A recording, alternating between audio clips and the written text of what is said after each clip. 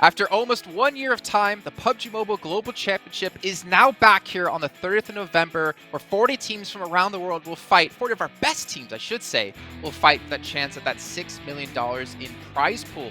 We've had tens of thousands of teams participating all season long. To have it all boiled down into this event is one of the most exciting moments, if not the most exciting moments of the year for myself, who is Jason Kaplan, joined by Blank here to break down our group draw coming up to figure out where our teams in our East Conference will be playing and in what groups. So Blank, man, I'm so excited to see how this one's going to break down. There's so many damn good teams in East. I don't feel like anyone has an easy time no matter what group you're in. Yeah, it's a scary lobby coming from East. I mean, SEA over here. We've even had MENA and South Asia come into the mix who have had some very good standouts so far. I'm looking forward to seeing Deadeye guys play, really making us over in that scene. But we do have an incredibly stacked lobby here in East. I'm excited to see how the draw happens. But first, we've got some special things to say, Jason. Yeah, we have a special announcement actually for all of you at home watching. The Game Awards, which are the most valuable and highly recognized awards in the gaming industry, have selected PUBG Mobile Global Championship 2020 as the best esports event of the year. And keep in mind, this is the only mobile esports event to be nominated in this category. And we have to give all of you at home such a big shout out for your unending support.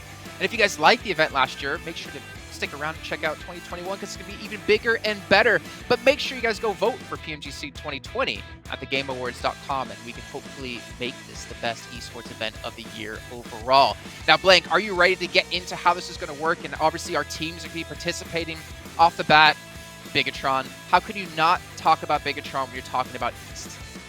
You just can't not talk about Bigatron. I mean, they've been such a long-standing team, had incredible success over the ages. Yes, they've had a bit of a reforming process here where they're changing the ranks up a little bit. And I think this is going to be a fantastic playground, have a little bit of a mess about during this region in PMGC. Obviously messing about in the best way, creating a big scene within the PMGC. And I think that, you know, this could be a return to form for them. I think they've had a lot of times to fix out any issues they might have. Additionally, though, FaZe Clan coming into the mix, they've been really putting performance over in SEA, coming out on top during the league stage with 411 points, even off the back of having only a very small 72-point Super Weekend on their first week, which they really made up for in their last two Super Weekends. So incredible stuff. I'm really excited to see these two teams playing with Jason. Yeah, I mean, it's my boy Corpie from Power Triple 8 KPS last season. I'm really excited to see him back in the action. And he said to me last year that he really wanted to meet me, but unfortunately we couldn't say hi to each other. Maybe this year that can happen if they can get into the finals. Remember, it's 9 teams coming from the East Conference and 6 teams from the West that will be participating. But also, I'm kind of surprised here, Blake. You didn't mention Reject from Japan. Like Bluebees last year made such a splash in the PUBG Mobile scene, and you know they've been just getting better and better and better this entire year long. I think the Honest Hand is an exciting region for me. I think they've had a lot of popularity injected over into PUBG Mobile, a lot of support going on in that region with the Pro League that's going on over there now too. So I think Reject could be a very strong team that's had a lot more time to develop their team play, right? So we have so many teams here coming into it with a lot more preparation, a lot more backing. So PMGC, like you said, is going to be even bigger, better, not better, it's going to be gooder than before, honestly. So I'm real excited. And there's also, the last thing we want to mention, the 2 PEL slots coming through.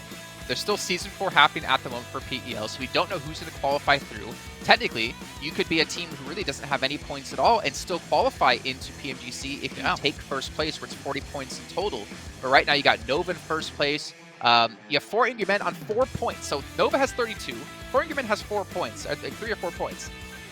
For our returning league champions to not make it, it's definitely possible. For your men, though, to not qualify after doing so well in the league stage would make me so sad, but also I think it's a testament to how damn good China is.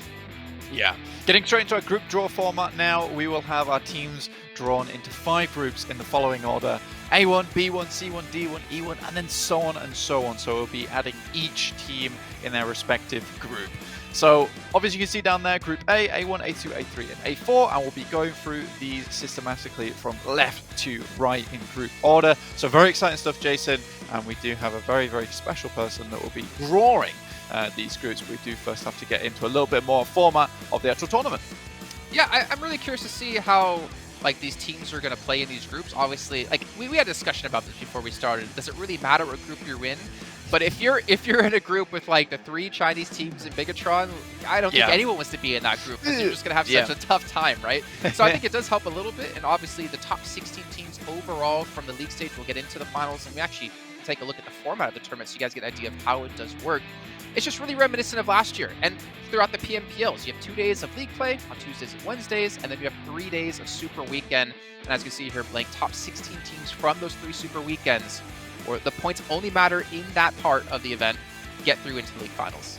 Yeah, I mean, we are very, very excited to see this one go down. Again, those Super Weekends are extremely important now. Not getting into one could really hamper your chances going forward. Those top 16 will be comprised of 6 teams from our West Conference and 9 teams from our East, with 1 special invite being reserved, 1 lucky team going into league finals where we have 6 matches a day to decide this over a short amount of time. So very, very exciting stuff. And if you want to be the best, you got to be part of that league finals.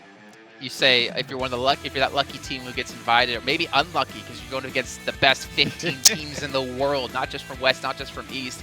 It's going to be tough for any team to excel and perform well there, but really curious to see who it'll be when we do get to that point. But I think it's time to actually head into our draw, and as you mentioned before, well, before we get to the draw, I should mention the prize pool, because that is one of the biggest and most exciting things about the event. $6 million. That's 5 times bigger than what we had last year at $1.2 million. It is a huge number there. We can't just wish Kalaris was here to make his huge number noise. Sadly, it's not, so I will instead. Because it is so big. And $6 million to play for, any team would be happy to be here in the PMGC.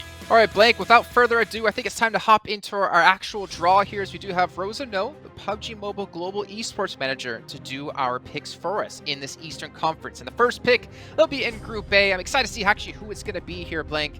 And let's see, Rosa's going to open it up. And TJB, we got Tong Jiabao coming in from China to represent the region. And to be honest, Blank, China is such a strong force in PUBG Mobile. Oh yeah, China overall, a very, very difficult region to contend with. So many teams from this region have done so well during the past PMGCs, so another scary team to add to the mix. Next pull coming right up on your screen right now will be PL1 slot. I teased you there, guys. I teased you there. It was just the PL1 slot, yet to be decided, Jason. Yeah, PL1 slot. I've heard of this team before. No, it's obviously like the number 1 seeded team for points from PEL. Season 4 is still currently going on as we speak, so we don't know where the teams are going to stand. But excited to see, again, at least we have 2 of the Chinese teams already separated.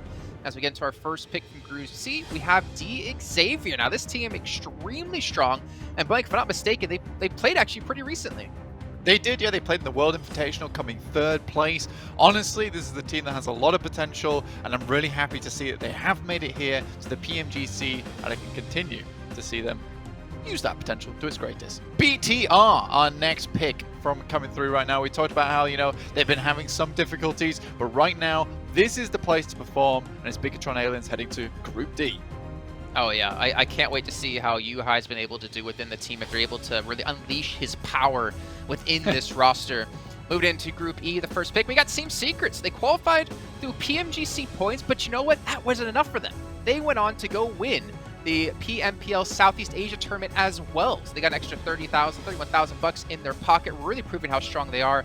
And Mad Toy, I mean, it's Mad Toy. He's good. It's Matzo. He's been here for pretty much all the major tournaments, and he's remaining a mainstay now here on Team Secret with iShots, Fredo.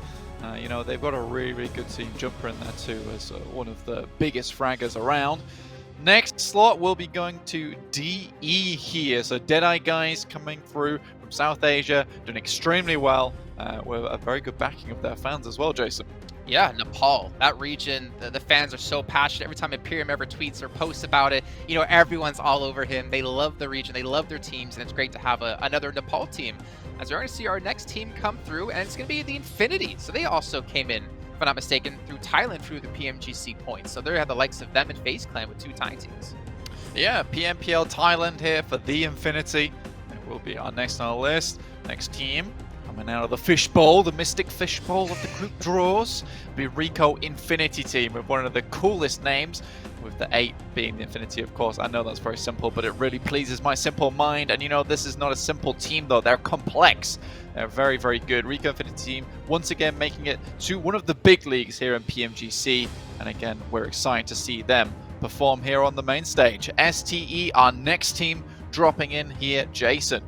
Yeah, Stalwart Esports coming in from Mongolia, able to beat out Zeus, and they even have the MVP of the PMPL MENA and South Asia Championship with Action on the team. So a very, very capable team. I'm really curious to see how they can do, though, against this East Conference, who has just, it's just stacked. It is stacked. Speaking of stacked, we've got DRS coming in, the real soldiers.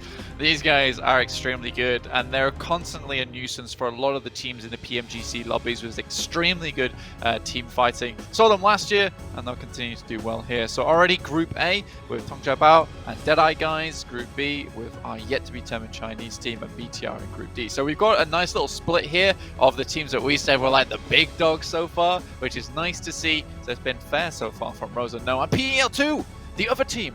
Oh, what a great name. What a great name. Oh, yeah.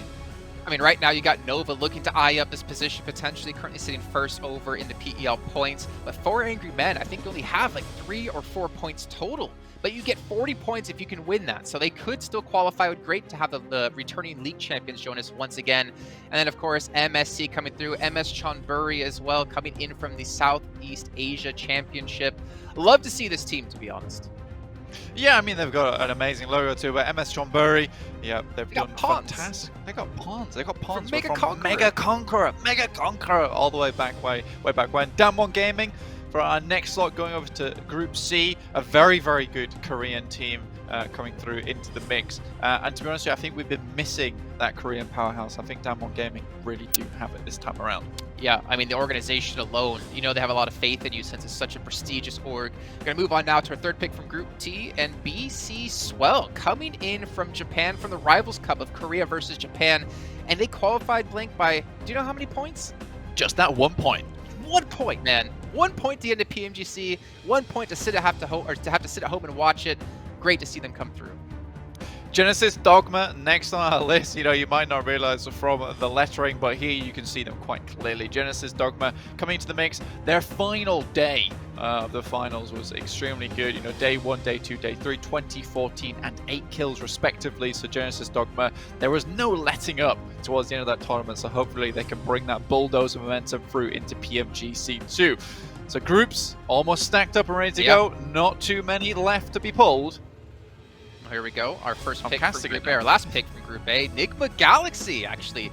They qualified by almost 500 points more than the second place team in the Arabia Sands for PMGC. Fantastic out of them. And Hikshi, I mean, Lord, Hamodi, you're going to recognize so many of these names from before as well. I mean, they're household names as well. So it's going to have a very fun time here in PMGC.